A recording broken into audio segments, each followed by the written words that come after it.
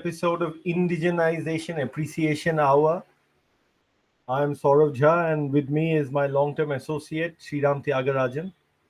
So today we are going to talk about the fact that India has, well, it's very likely that India has finally settled on a foreign engine house with which the country is going to partner for the development of a next generation turbofan. Initially, it was believed that it would be for a next generation low bypass turbofan. So basically, a fifth generation engine was what was being, looked at. But we are not quite clear whether it's just going to be fifth generation turbofan, or it might be closer to what we call closer to what is basically would be a sixth generation turbofan, which would be a variable cycle engine. Now, even if you keep aside the possibility of the tie-up being for a variable cycle engine, the fifth generation turbofan effort, and if it is indeed just a fifth generation turbofan effort, even in this, I think we are going to see some very novel technologies being incorporated, given the kind of things the the chosen foreign OEM or foreign engine house has been working on. And in this case, of course, if you go by reportage, the chosen engine house is Safran from France, right? At one time Snecma, now Safran. They are the ones who are supposed to have been down selected. Although obviously no sort of contract or anything has been signed yet. And in any case, this is going to be a government to government partnership, government to government partnership. So we haven't seen anything, anything being inked as of now. But if you go by credible reporting, it seems that Safran is indeed the sort of winner of the competition that was run for selecting a foreign engine house to assist with, or rather to collaborate in the development of a next generation turbofan.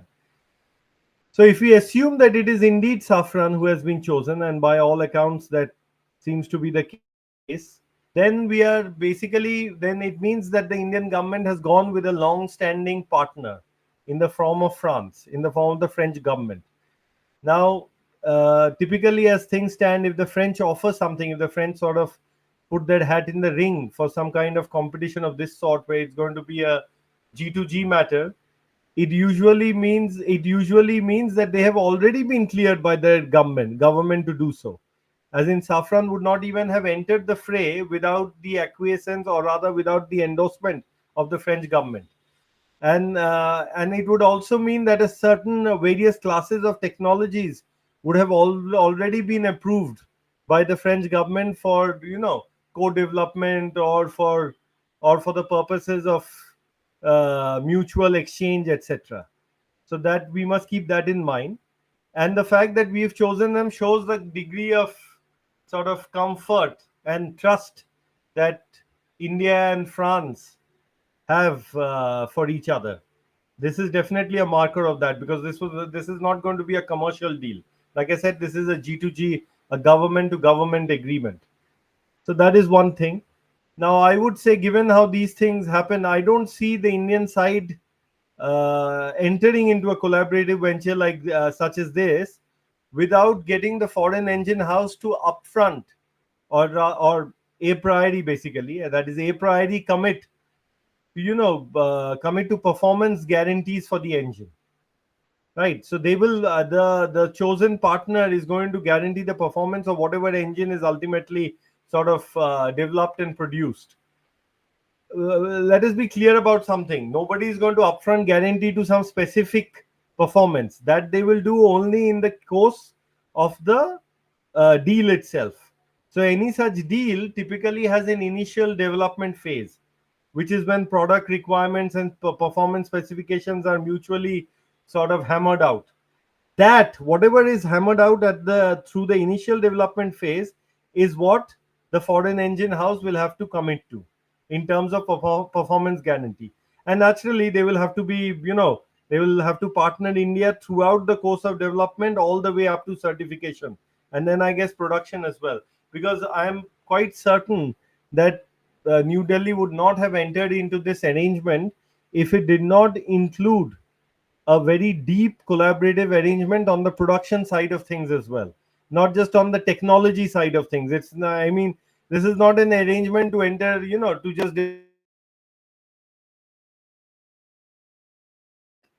that is aimed at developing some, just some prototypes and to be done with it.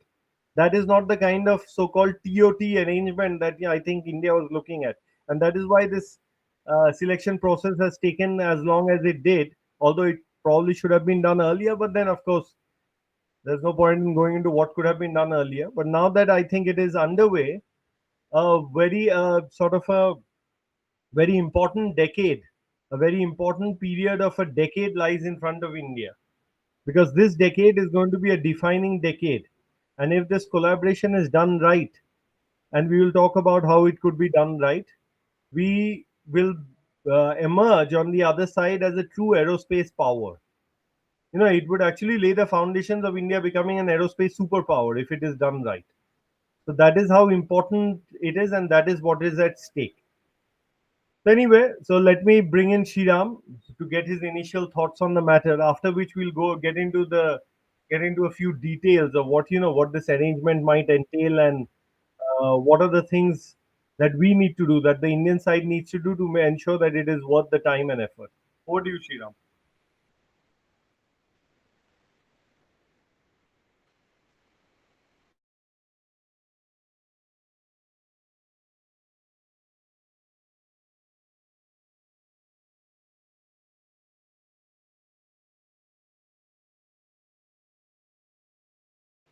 We can hear you. I can hear you. I don't think there's an issue. Okay, let Shriram figure that out. But yeah, like he's about to say, the collaboration with the French is not new at all. So when Safran was still called SNECMA, they had been roped in at various. They have the SNECMA had actually been roped in at various points of time for design reviews and stuff. And I'm obviously talking about the Kaveri, Kaveri jet engine development effort, or rather the Kaveri engine development program, as it was called, KEDP. That program has, of course, been closed, but then follow-on programs are underway, as you know. We'll talk about that also in a bit. But Yeah. as Sriram is about to say, are you ready, Sriram? Yeah. I'm. Okay, please go Sorry ahead. for that. Yeah. So the collaboration with the French is not new at all for GTRE India, right?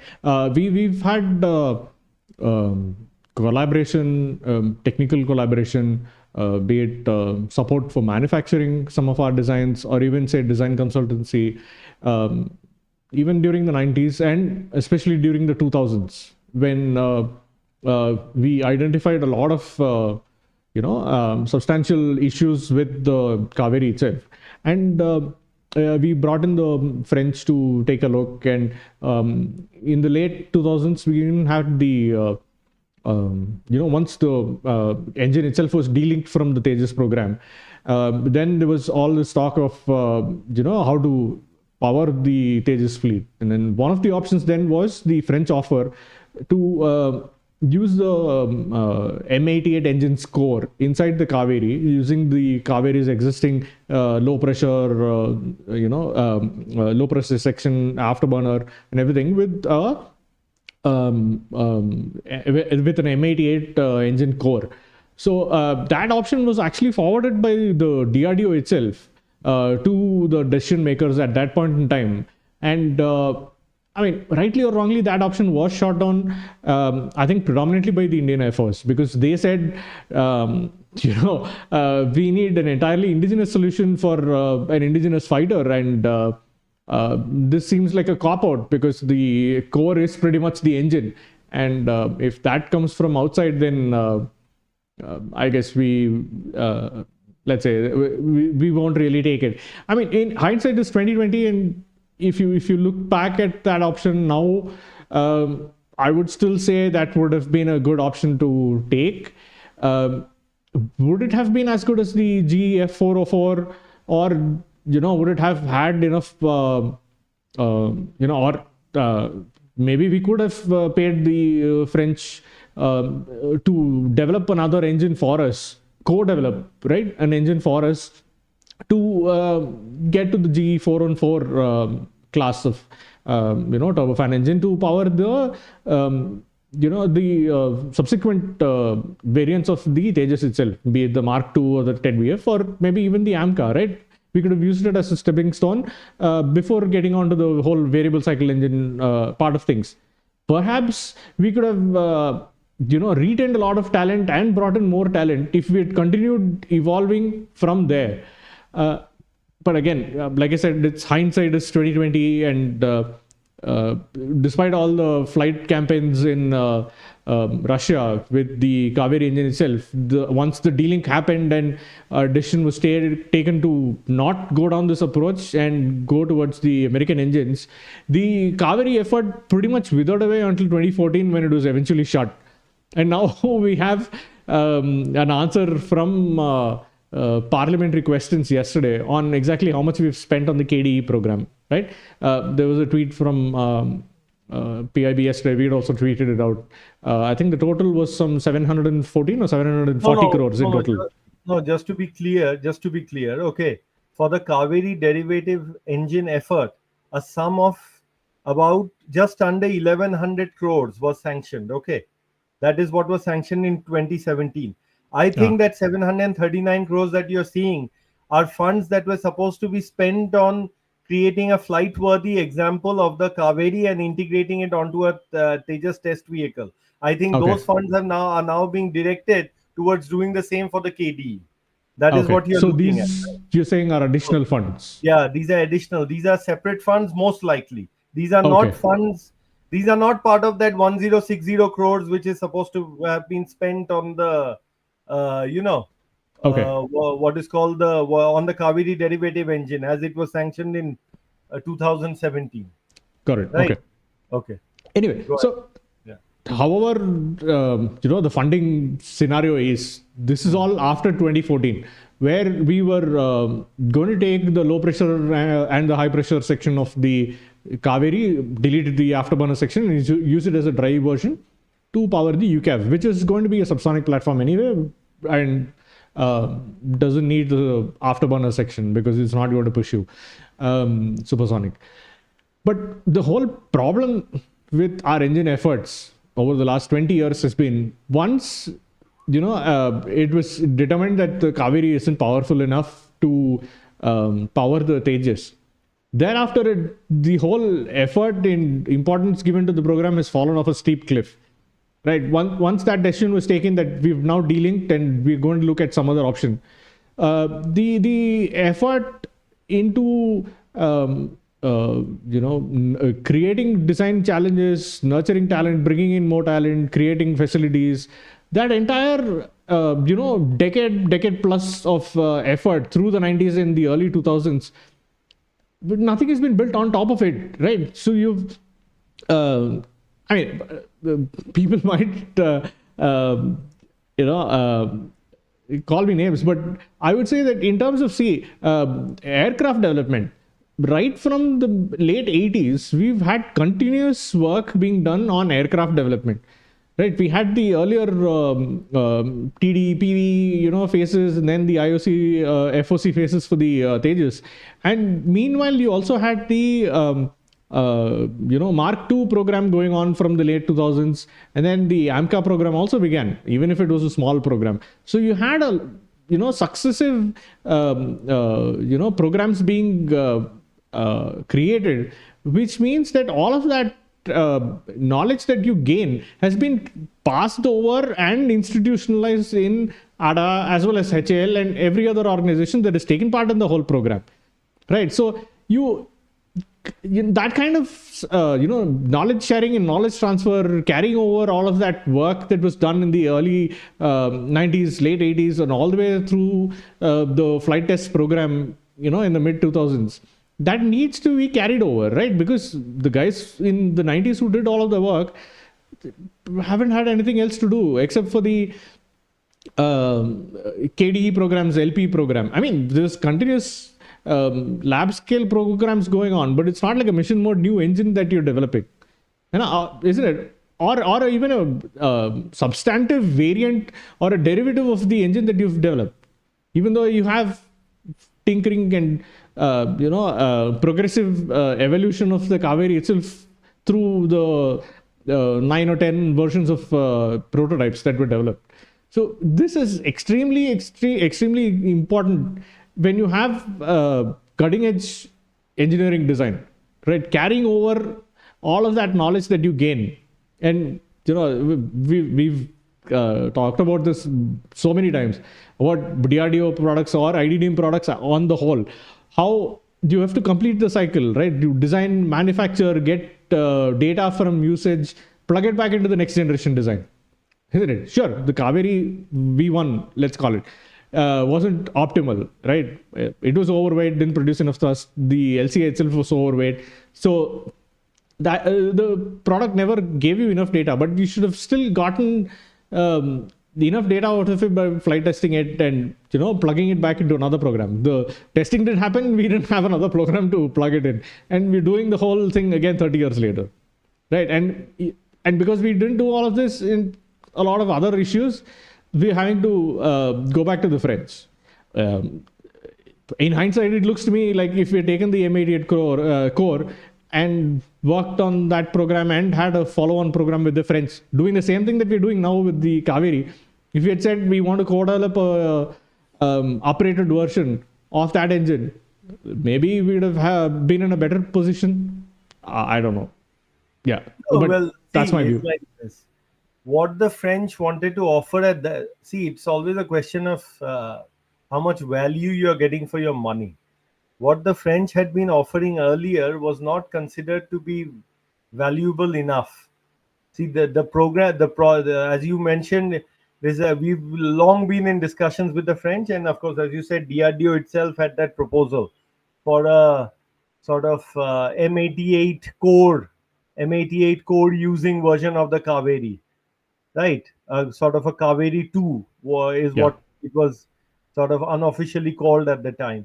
But that was in any case, that would have at most, theoretically it would have generated 90 kN, but even people were not very certain that it would have done so, right? And 90 kN would not have been sufficient for what became the Tejas Mark II. The Tejas Mark II also underwent a lot of capability and concurrent, size growth through the course of its various iterations. And finally, we ended up with what was being called the medium weight fighter at one time. So for that, we needed something which was in the 98 kilonewton class, and neither the French nor the British really had anything at that time. And the only thing was the F414 that we could have tried, or some Russian engine brought out of cold storage. That would have been the other option for said purpose. So that is why that sort of thing never went anywhere. But your point generally about, we should have definitely progressed the baseline Kaveri itself, and at least done a limited envelope testing on a Tejas test vehicle by now. Through a series or through successive Aero Indias, one kept hearing that it was just about to be done and sanctioned, etc. Because in the Kaveri program, as it was sanctioned, a certain quantum, that 739 crore kind of quantum, was actually kept aside for integration and flight testing of the engine, right?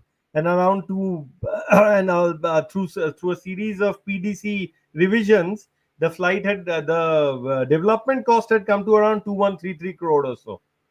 2133 crore was the development cost, and if I'm not mistaken, something like 734 crores, right, was the cost for basically integration and testing, which I suspect is what has now been apportioned to the KDE.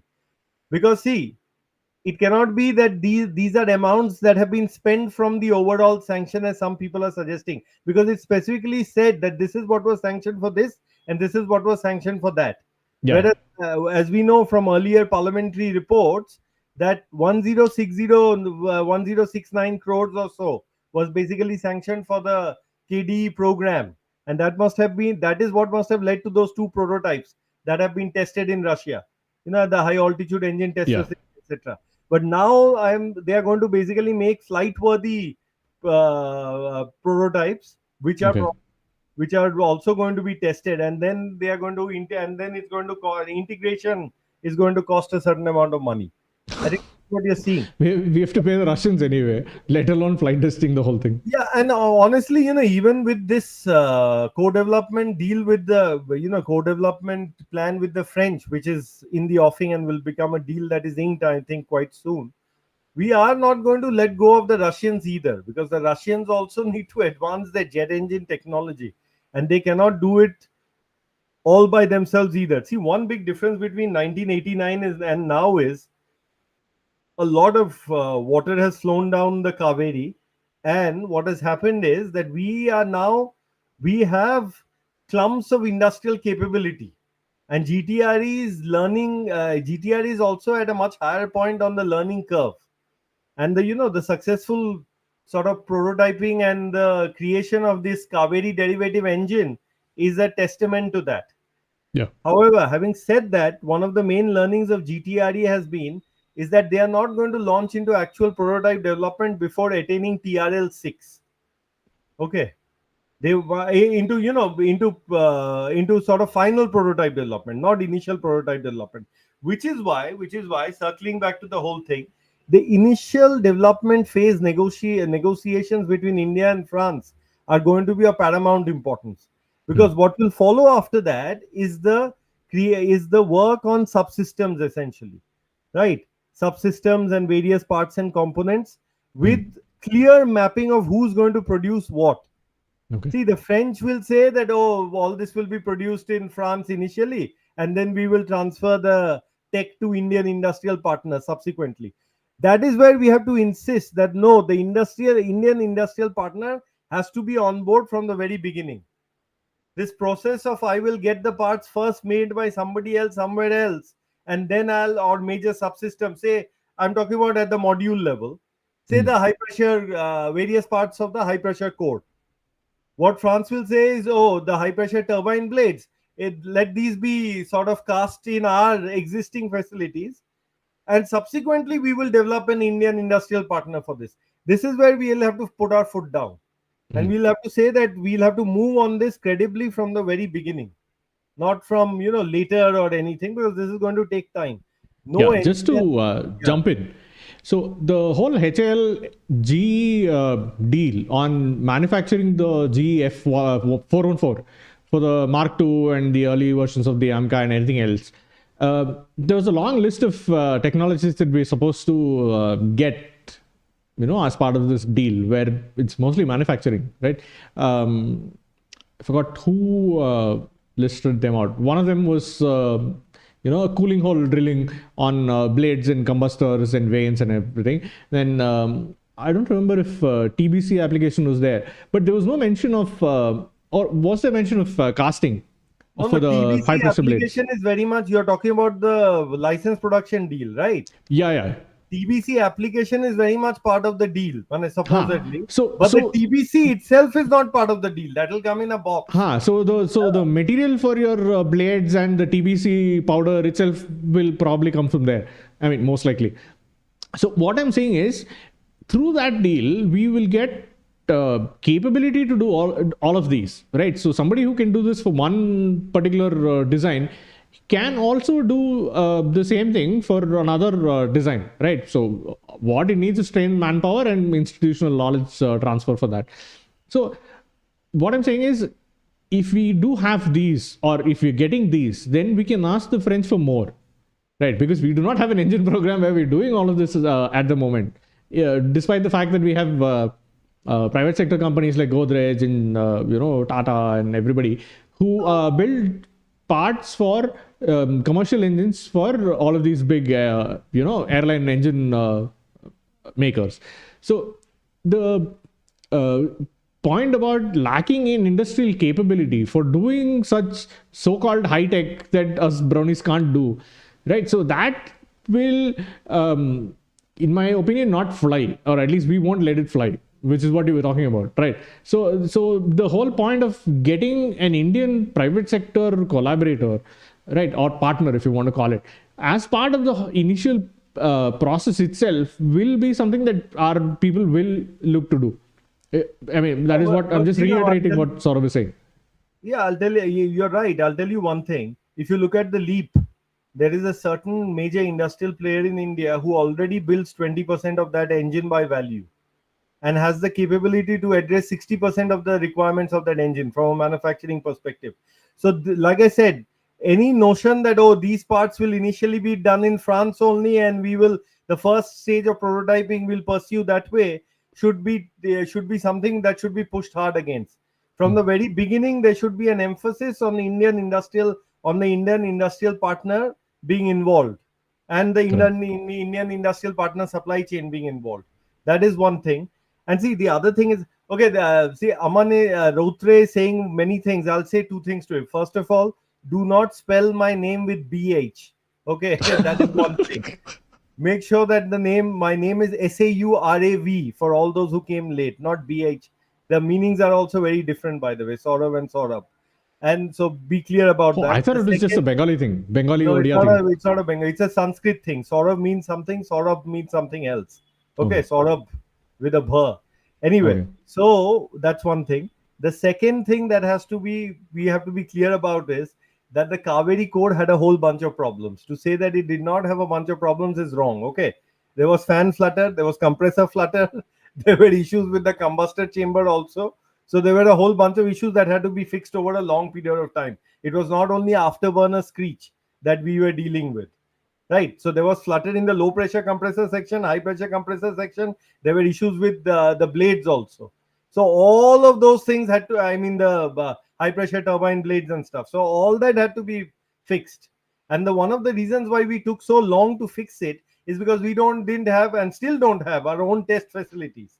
Yeah. So if you have to, write a letter to the Russians and then wait for 3 years to get a reply from them which says, oh yes, you can bring your engine on so and so date, then you are really, staring down the barrel of a gun as far as meeting I mean, what should timelines have taken 6 to 8 months now takes 3 years. So No, in the an case of engine which should have been India, ready. it took 5 years. 5 years for what? And in the case of Flutter, it takes, say, fan Flutter, it will take 5 years for the best. F119, it took 5 years.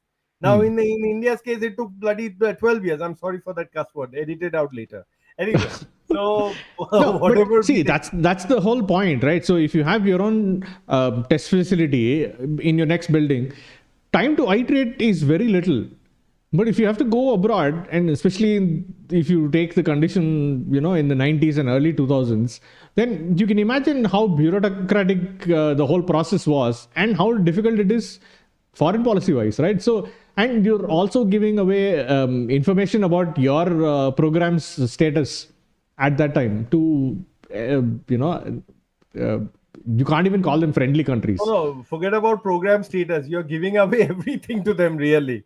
Pretty much, yeah.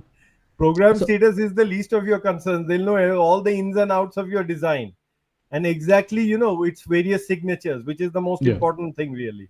So that is one thing. Yeah. So now, if you take a look at the technologies that we might get from the French, right, or we're looking to get from the French, some of them would be, let's start from the back, right?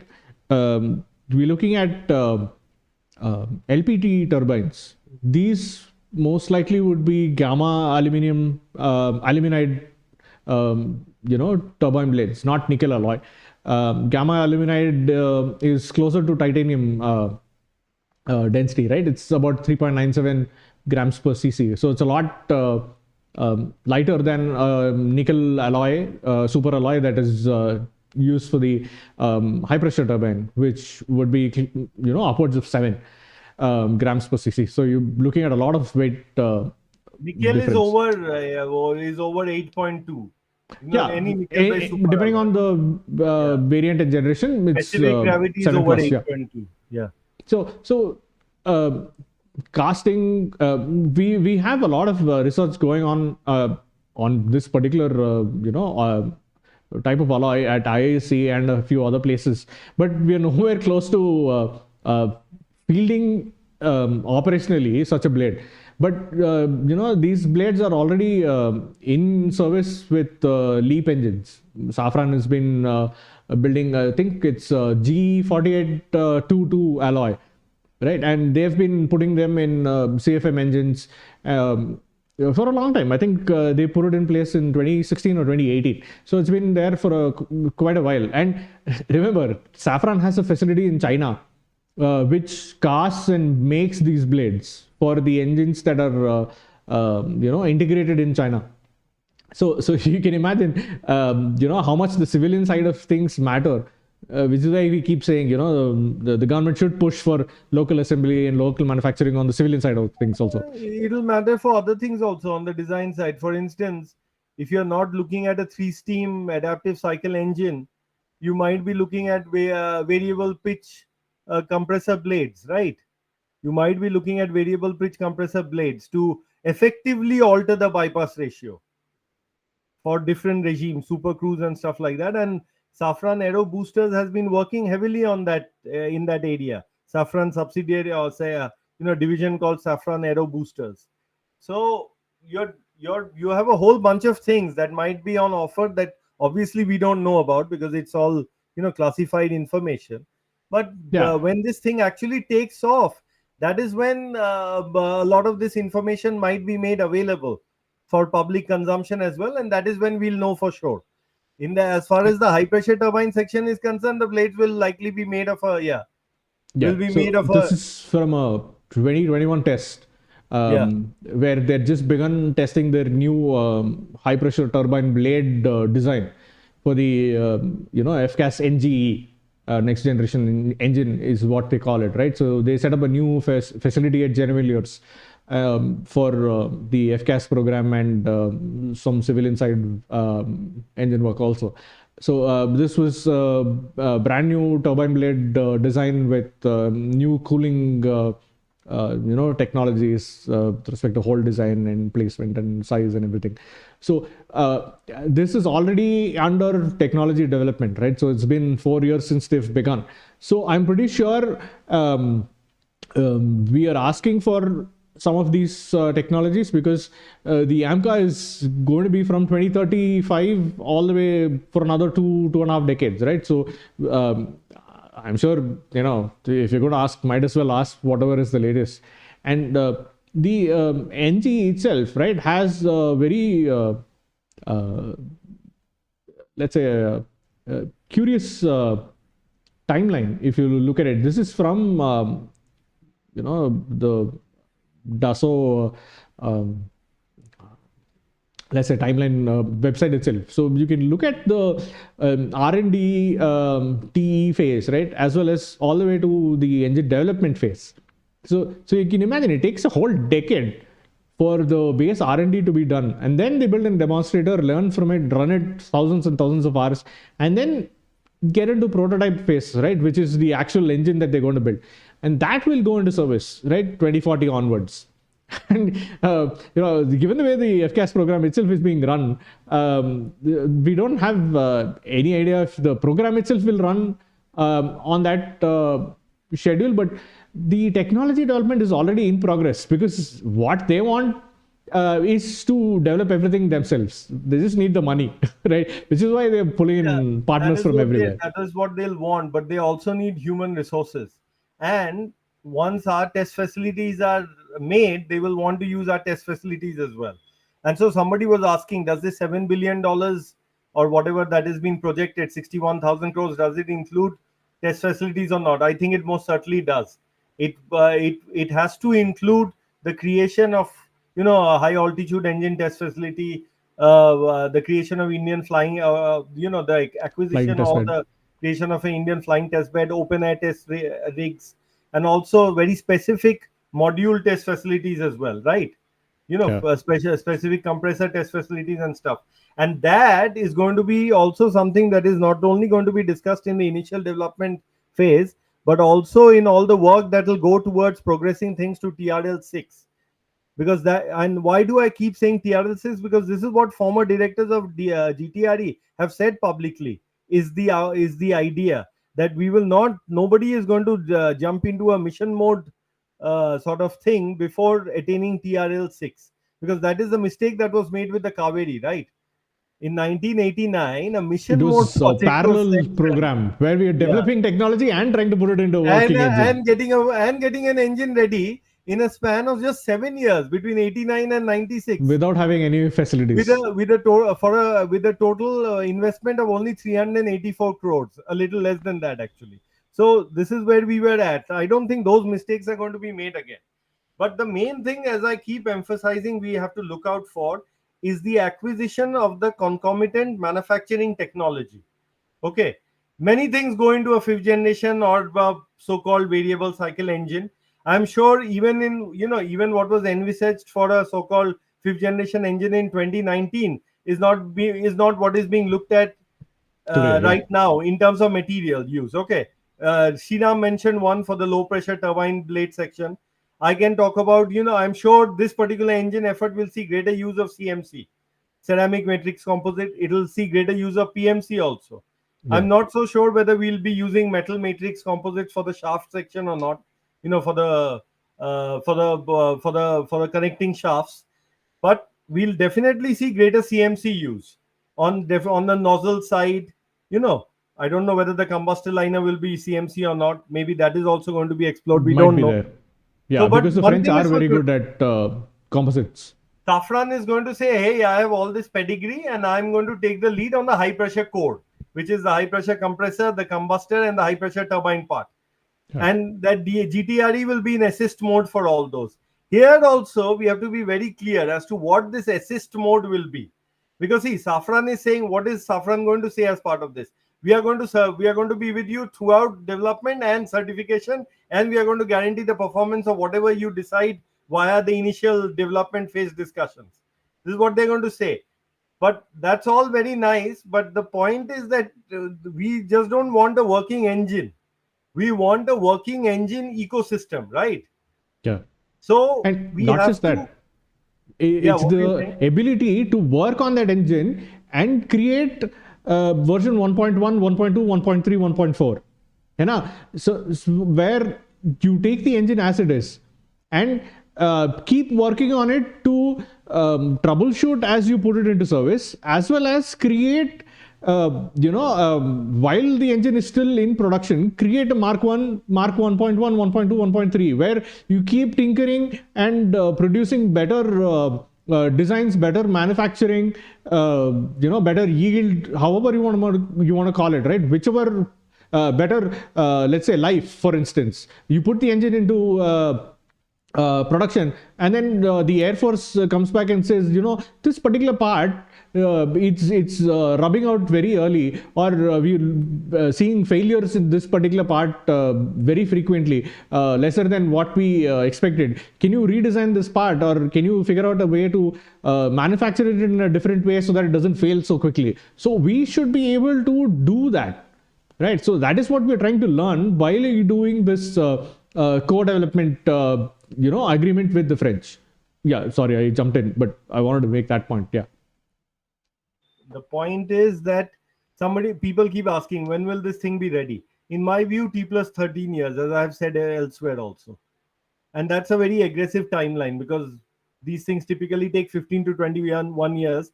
But here, two countries are coming together, right? And you have much better computing resources today, especially AI based computing resources. One thing we must understand, why this country has to run much faster, is because today you have to be a hardware company before you become a software company. Okay, if you have generated a lot of your own data over the years on working on things, then you are definitely at an advantage today, because you can feed that into your own sort of NLP based model, right?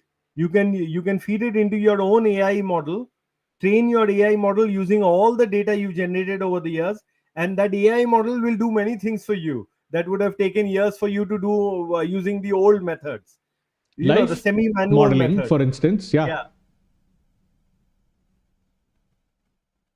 Yeah. You So stuff style, like life old style modeling, right? CFD. Even before you build your first technology demonstrator, you can build a digital model and run it and see Yeah, and what the model throws up. if you've trained your AI model well enough, it'll fix many problems for you with your first cut design. It might even offer you a new design on its own, the way things are going. So Yeah, So it's so not those, far-fetched. There is a not company far-fetched at all, not in far-fetched. UAE who have an AI model which created a brand new ramjet engine design. So it's not out Exactly. of And it is uh, working on the bench also, by the way. yeah. Yeah. So No, so and it's not rocket science engines as fiction. well.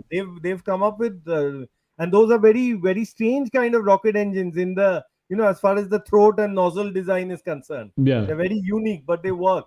We'll have to see how well they work. We don't have data on exactly how well they work. but But that that's is where the things point, are. that we are in a different kind of a world now. But so all the stuff, so if you can get what is the real thing that the French will bring to the table, it is basically years of data. That is what they're really bringing to the table over here. Years of data, which is far in excess of what we have, right? But to leverage all that is being done, first of all, our IIP, our Indian industrial partner, has to be on board from the very beginning, not later. Even as you progress towards TRL 6, Indian industrial partner should be on board. The second thing that needs to be done is that we should also have other programs running in India. We should have a KDE follow on running, for instance. Why have a stealth? See, this is whatever it is supposed to power, which is now just being called an RPSA, is also going to be our first sort of major iteration or major iterative effort. In the future, you're going to have RPSA Mark II, RPSA Mark III. You will need stealthy engines for those, right? Yeah. Engines which have much better signature management. So you must keep improving the KDE as well, the KDE baseline, which works. You should work on that, and you should generate a wealth of data using it, using the RPSA, and you should work on faster iteratively work on new variants of that. And one of I those variants could easily be used in a cluster format to power Shriram's wet dream of a four-engine flying wing bomber. Okay, so Oh, the that is Indian definitely Ocean region happening. and other places. Yeah, So when I become the dictator, that's the first program I'm sanctioning. Just to add, right, about technology development. So the picture you're seeing is of brush seal. It looks like a ruler or a small paintbrush or something, but it's actually a brush seal. So these are seals that go against rotating components to create seals, right? So that air doesn't escape and sticks to the channel where air should actually flow. There are lots of rotating components and static components, right? So you have the engine's casing, and then you have a shaft running. There are blades and everything, so, right? So there are seals that are used to prevent air from leaking out. Air leakage is a major cause for reduced efficiency in any engine for that matter, but especially in military engines where the limits are pushed. So even stuff like this is difficult to make, difficult to design, and let's say get near to perfection, right? So these are small components that we need help with to get to cutting edge and to make sure that we're not doing any mistakes, right? So it might seem like a very small component when you talk about a big turbofan engine with big blades and a combustor and exotic alloys and everything. But even for stuff like this, we need help. So doing a joint venture like this makes a really big difference. I mean, let's stop aggrandizing ourselves. We definitely do need the help. We don't have a working engine. So the whole point of spending so much money is perfectly justified. And we're looking at tens of thousands of crores, and the test facilities that Saurav was talking about, assume each of them costs 2,000 crores. And if we need four such things, right, high altitude test bed, open air test bed might not cost so much except for land. High altitude test bed, component level, module level test facilities, a flying test bed, all of these, assume, give 2,000 crores per head, and it's still less than 10,000 crores. Right, with change left over for power consumption. yeah, Let's assume. and a bunch of, and the leftover will also have components of specific manufacturing capabilities, right? Those Correct. will So, also be so, put in place. so all that money is required. So we need to put in the effort. We need to get in people, recruit new people, set up a new, organization structure where it's not just the GTRE engineers who are doing this work, right? You need to pull in people from the private sector industry. If you've read our interviews with or watched our interviews with folks at ADA, you would notice that it's not just the people at ADA or any of the DPSUs who's doing work on all of these aircraft programs, right? We're taking in a lot of people on contract basis. You can argue the point of how efficient it is or not, but we're still pulling in a lot of people from outside.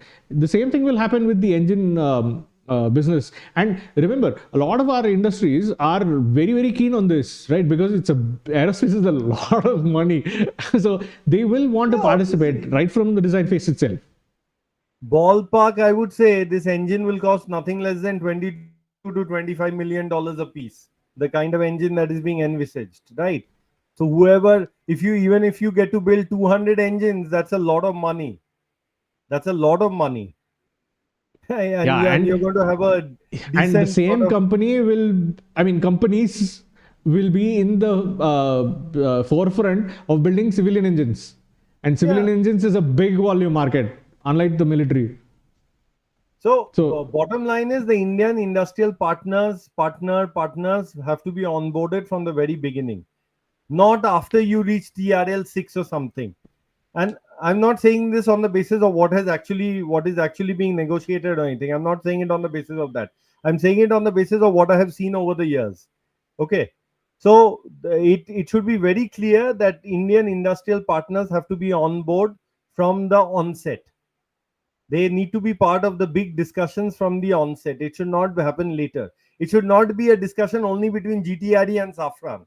Okay, it has to be the IIP, whoever is selected or whatever, it has to be on board from the very beginning in the discussions and in what is basically called the initial development phase. So we have a situation where a lot of people think, will this work, will that work? I have a feeling this will work. It's really a question of how much more can we get out of it. We will have a working engine and a producible engine by the end of this effort. The question is whether we will gain everything that we want or not, like the way the Chinese have gained through via Rolls-Royce and Safran over the years. Even without, a lot of people say the Chinese put so much money. The Chinese, where do you think all that money went? That is the question that you need to ask yourself. Where did all that money go that they put in? Did it go only to Chinese institutes and Chinese industry? That money, you see, I'll say something else now as an aside. In the years after the global financial crisis, and especially after the sovereign debt crisis in the Eurozone, okay, a lot of things were up for grabs, and that is when China swooped in. You can see where China was in the aerospace sector in 2011 and where it is now. There's a world of difference. And that has everything to do with both push and pull factors. The push factor was the fact that, Europe was hard put budget wise. They were all looking for partners, blah, blah, blah, and all that. And the pull factor was the sheer amount of money the Chinese were willing to throw at them. That was the pull factor. So a lot of all this has already been done. Okay. Yeah, you're going to say something. Go ahead. Yeah, just a small anecdote, right? If the Chinese are willing to put in enormous amounts of money to get Western carrier fighter pilots to come and train and give knowledge to their own carrier aviation pilots, you can imagine the kind of money that they would have put in for getting any sort of information about engines or aircraft or electronics for that matter from the West. Sriram, what is called Chinese espionage is nothing but Chinese buyout. Okay. Buyouts. All this APT2, APT3, and APT-XYZ, advanced persistent threat cyber espionage, all this is a cute way for Western manufacturers to basically leak data to the Chinese, and which has already been pre-arranged. Somehow they are never able to plug the gaps. Okay, the Chinese are so good at cyber. The Chinese are being made out to be 9 feet, 10 feet, 12 feet tall all the time. Whereas the reality is that their pockets are 9 feet, 10 feet, 12 feet deep Deep. for such activities, and the West is always up for sale. There is a very eminent retired scientist had one told me many years ago, many years ago. He said, you can ultimately buy anything you want. It's a question of how much money you're willing to give for it. Okay, Correct. in these arenas. So that is you see, because the cost benefit analysis is like this. If you are willing to give XYZ $1 billion for something I have already worked on and developed, then it makes it so much easier for me to work on the other thing. That is the Western outlook on such matters, you see, except America to a degree, because America has other. America might be arm twisting you on some other deal worth, a $1 billion somewhere else. So that may be its real outlook. That is why it might be calibrating you. But that is not the case with the rest of the West, especially the Europeans, the Yeah. Western Europeans. They are So much more commercial in their outlook, yeah, more than the Americans are. yeah. Coming back to the previous point, right, about private sector involvement, especially in India, uh, we have a big materials problem, right? So that has been a bane for decades for us because we do not have an industrial society. We don't manufacture a lot of things. Our, focus or let's say strength, lack of strength in the materials field is well known. So when you talk about manufacturing, especially making sure that the whole engine can be manufactured in India, there are very few companies.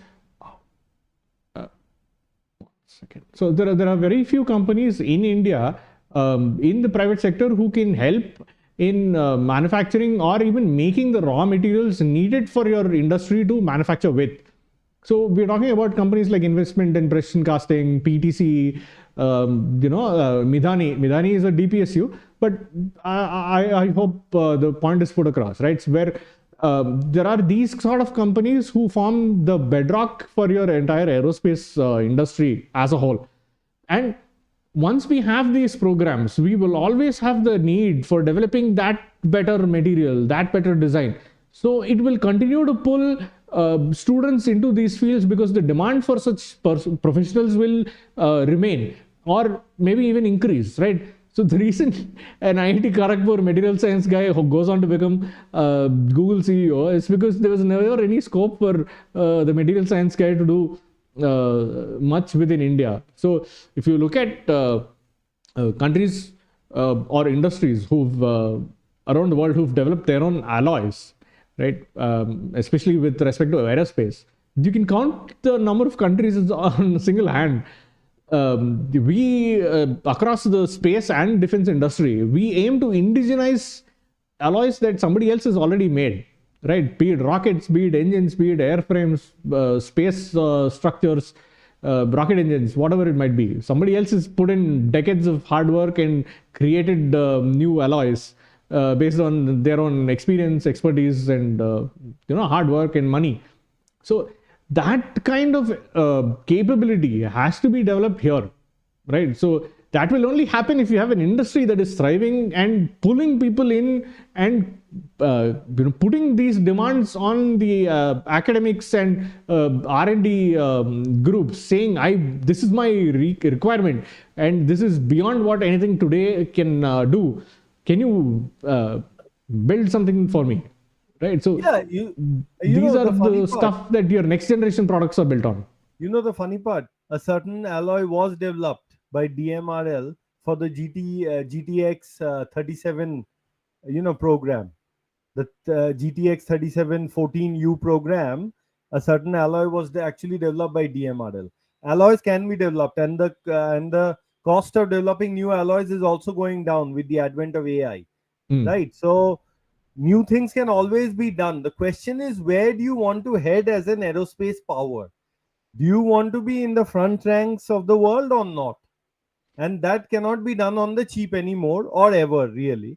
And this is the last window really to move forward. And I am, in a sense, I am happy that it has happened. Upili Sridharan is making a point about us subsidizing the French for a 6th generation engine, while they give us a watered down 5th generation engine. We will have to give them something, and what we can give them is money and our own human resources. but there are many ways in which we can get much more value out of this than otherwise. Suppose we had just dropped all of this money onto our own programs, it may not have yielded exactly what we want in the kind of timelines that we want. Yeah, We are that's the issue. de-risking the program over here. Actually, we need to spend even more money if we are really serious about Yeah, jet I mean engine that'll probably development. happen later. But this is, in my view, the right step. There are a number of nuanced things that have to be done as part of this step, which we will not elaborate upon, which I'm sure the government is also thinking about. But they have to be done to make sure that we get value for money. The Chinese know how to get value for money, by the way, in many ways. And see, if we can jump all the way to a fifth generation plus engine via this effort, I think this effort would have been really well worth it. And see, the French are in no position to come up with a variable cycle engine either in a 10-year time span. They will Yeah. also take maybe 15 years to do that. So a lot more can happen once this gets off the ground. A lot more can happen. That initial development phase and the negotiations that will have to happen under that are going to be key. And like I said, the private sector has to be involved from the very beginning, the Indian private sector.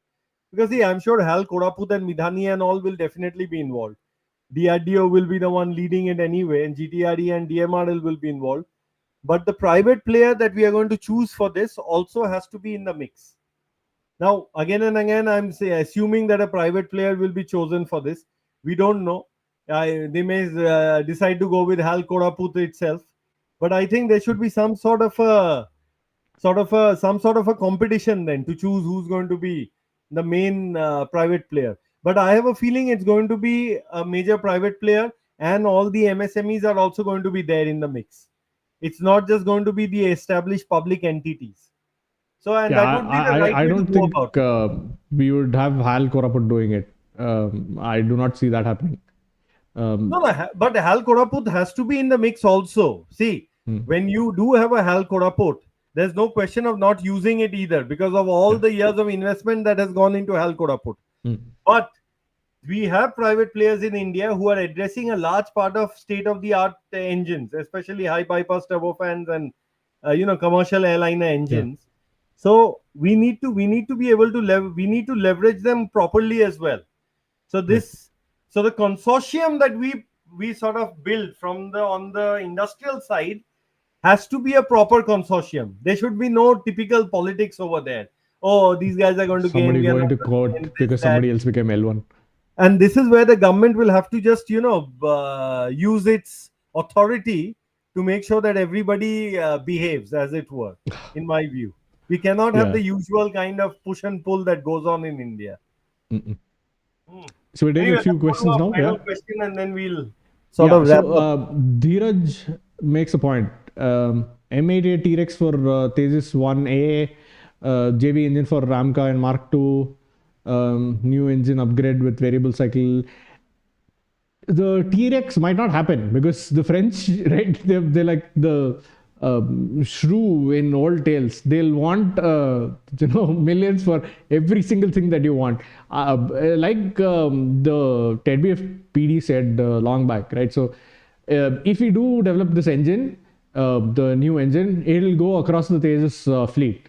The 404 replacement may or may not happen. We might end up with a Tejas Mark 1A fleet with just the 404 engines, but everything else will transition to the new engine because dimension wise, we're looking at one generation or maybe even 1.5 generations jump from the 414, right? So invariably, if you see over the past many decades, if you see thrust jumps, the dimensions go down.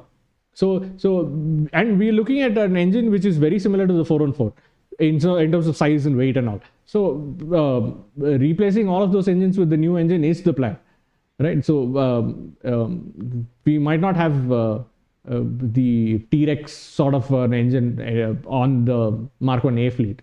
It might happen, I don't know, but I don't see it happening anytime The soon. T-Rex would only be T-Rex would only be what should I say, only be a contingency at more best. But I Yeah. don't think so. I think with this engine effort getting off the ground, the Americans are now going to make sure that F404 IN-20s come on time and the Yeah. F414 deal goes through, okay?